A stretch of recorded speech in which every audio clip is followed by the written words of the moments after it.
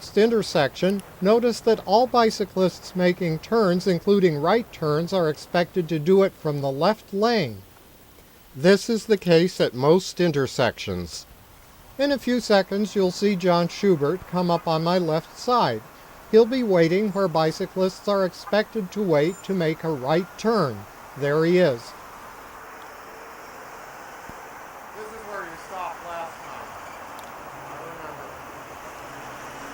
I'm talking about Carrie's ride a year earlier before the bikeway was narrowed, and she shot video then too. Here comes somebody.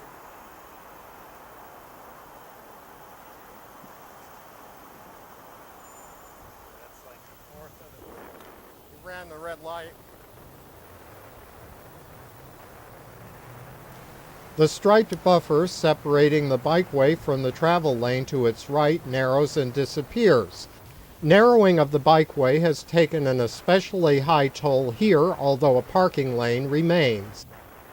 Now, I'm not going to get into trouble here because I wasn't running the red light.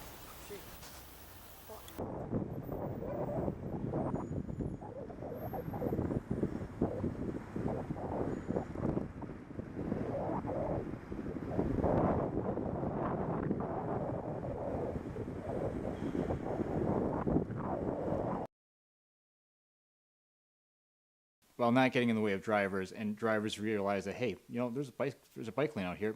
Bikes do belong out here. Third of all, I think bike lanes create this imaginary and legal boundary between cars and bikes. And I think that's a good thing because there's a fine line between where bikes should be and where cars should be. And there are times that bikes should not be in the bike lane, and that's fine. But there are also times when bikes in the bike lane actually help all the traffic keep flowing. So there's nothing wrong with it. I think that's a good thing. But part of the disadvantage of having bike lanes is that they actually do give this false impression that bikes belong only in the bike lanes. And that's simply not true. In fact, legally, bikes belong on the road and are permitted to use bike lanes and shoulders, but are not required to. So bikes actually do belong on the road.